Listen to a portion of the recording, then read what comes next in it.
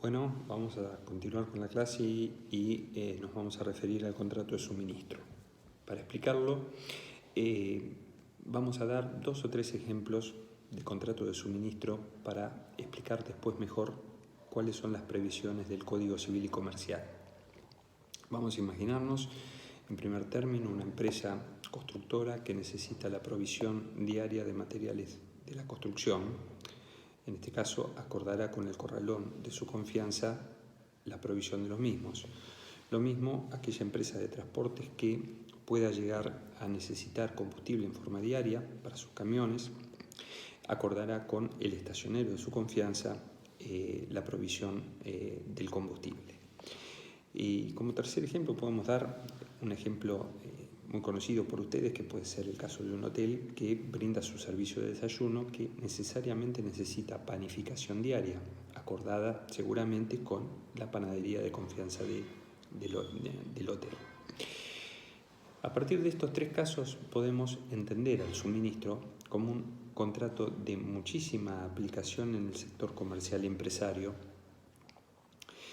y la definición que da el Código Civil y Comercial se ajusta a cualquiera de estas situaciones. Establece que el suministro es aquel contrato por medio del cual una de las partes, que vamos a denominar suministrante, se compromete a entregar bienes y o prestar servicios en forma periódica a favor de otra, que vamos a denominar suministrado, y esta última parte a pagar un precio por tales entregas o conjunto de entregas. ¿Cuál es el plazo que el Código Civil y Comercial prevé para este tipo de contrato? Prevé 2 plazos diferentes.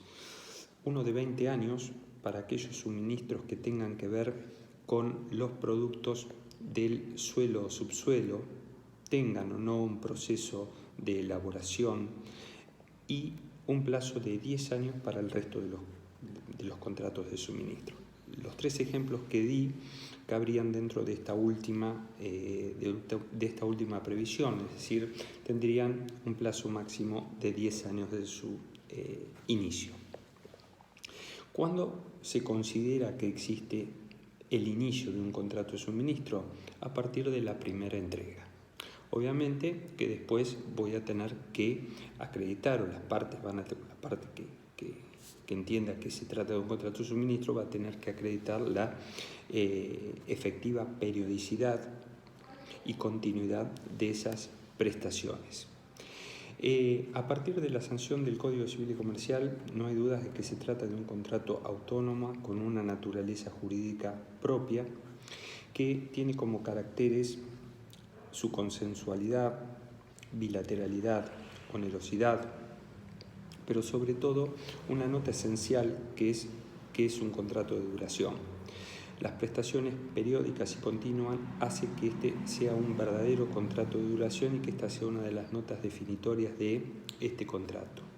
Algunos autores agregan también la nota de que es un contrato de colaboración, pues se fundamenta en la colaboración mutua de suministrante y suministrado. Es un contrato no formal. Y acá un poco remitirnos a las clases anteriores, cuando analizamos que dentro de lo que era el contrato de compraventa de cosas muebles, los instrumentos propios para probarlas eran las facturas por un lado y los remitos con otra. Aquí también se aplican estos instrumentos probatorios del contrato cuando no existe una forma escrita expresa referida a un contrato de suministro, es decir, las partes no se han sentado a nominar el contrato como el suministro y no han empezado a redactar las cláusulas respecto al mismo. Eso no significa que no estemos en presencia de un contrato de suministro y que sean aplicables las normas o previsiones del Código Civil y Comercial. De hecho, en los casos de inicio, que hablábamos, el tema del hotel, el tema de la empresa de construcciones, el tema de la empresa de transportes, son suministros, son contratos de suministros que en la mayoría de los casos en el interior del país no están instrumentados por escrito, sino mediante facturas y remitos. Pero bueno, eso apunta al carácter no formal que tiene.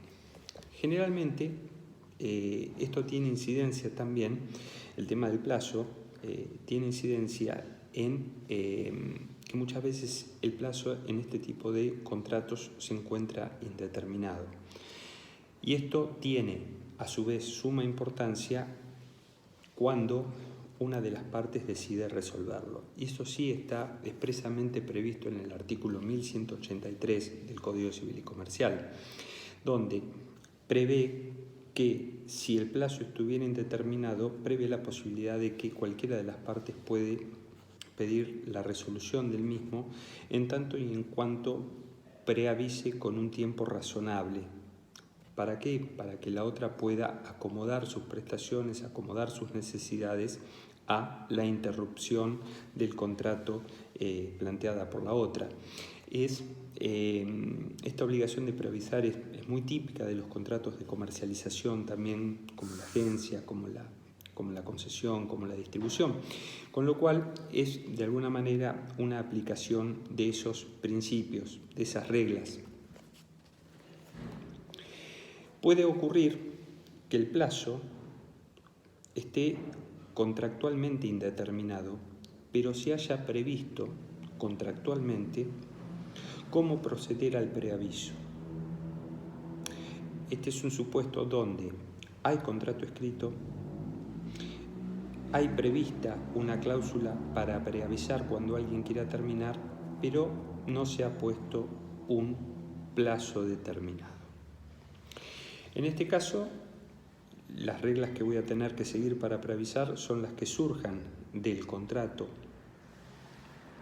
Si no hubiere pactado nada a su respecto, ahí la ley también me va a cubrir ese faltante y me va a decir que voy a tener que dar un preaviso y que este no puede ser por un plazo inferior a 60 días, que también coincide con los otros, un plazo que coincide con lo de los otros contratos de comercialización.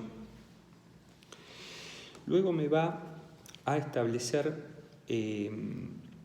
pautas de solución para el caso del precio, precisamente cuando el precio no está determinado. Cuando en el contrato de suministro el precio no está determinado, lo que la ley va a aclarar es que el precio será el que el suministrante tenga para las mismas cosas que está entregando al momento de celebrar el contrato. Caso contrario, será el precio de plaza que tenga ese determinado producto o determinado servicio. En los ejemplos que vimos anteriormente, sobre todo en el de la estación de servicio, queda absolutamente clara esta última forma mencionada. Es decir, la empresa de transportes va a ir retirando, haciendo los retiros de del combustible, y este precio de combustible puede tener en un mismo mes, incluso en estos tiempos de inflación ocurre muy a menudo, distintos precios. Cada entrega va a tener un valor de referencia de acuerdo a lo que valga el precio del litro de combustible al momento de cada retiro o de cada entrega, según desde el lado que ustedes lo miren. Por último, como tema importante a tener en cuenta de este contrato es en el artículo 1182 se ha regulado al pacto de preferencia. ¿Qué es el pacto de preferencia?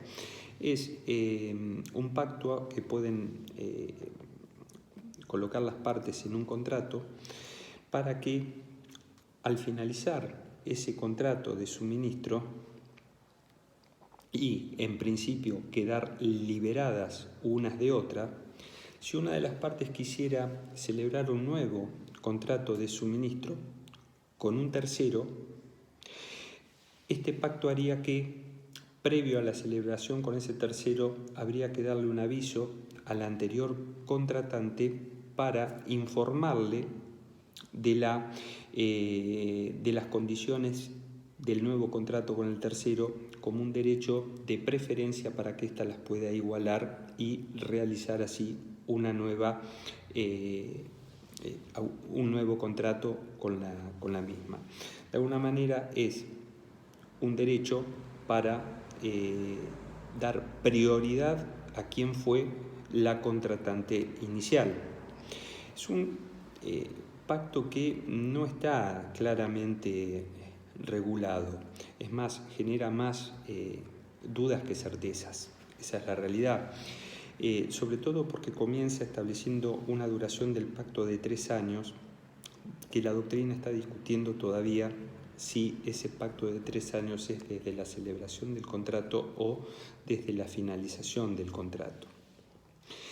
Los que entienden que es desde la celebración del contrato encuentran la explicación de esto en aquellos contratos que cuyo tiempo de duración no exceda los 3 años, porque si no, no tendría sentido. Imaginemos un contrato de suministro de 5 años, que si le pongo una validez de la cláusula de 3 años, la cláusula deja de ser operativa a los 3 años en el medio del contrato.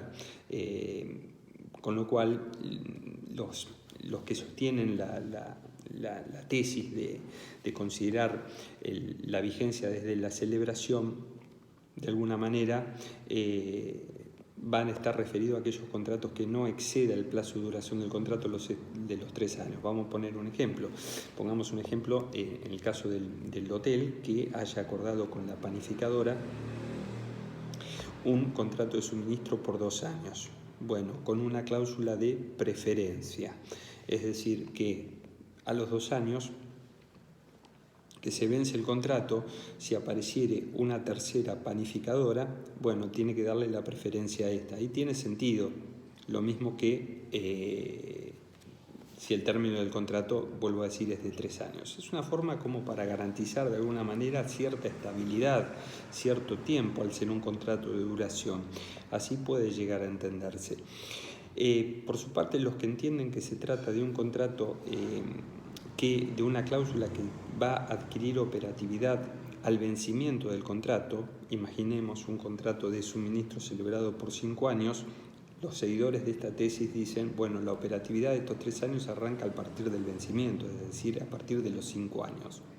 Pero una de las críticas que se le hace a esta tesis es que imaginemos un caso en que ya el suministro transitó los 10 años.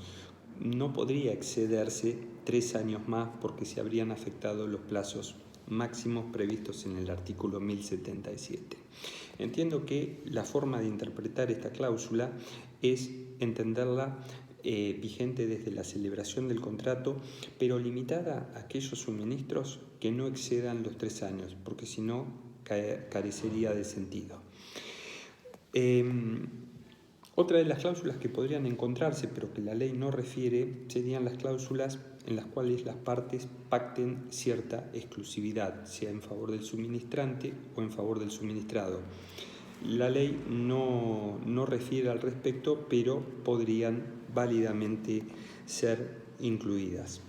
Bueno, con estos puntos y los ejemplos dados en un primer momento, más algunos prácticos que podamos hacer de la cuestión, entiendo que vamos a tener elementos suficientes como para poder comprender esta figura contractual que es de mucha utilidad y de mucha aplicación en la práctica empresaria y comercial. Muchas gracias.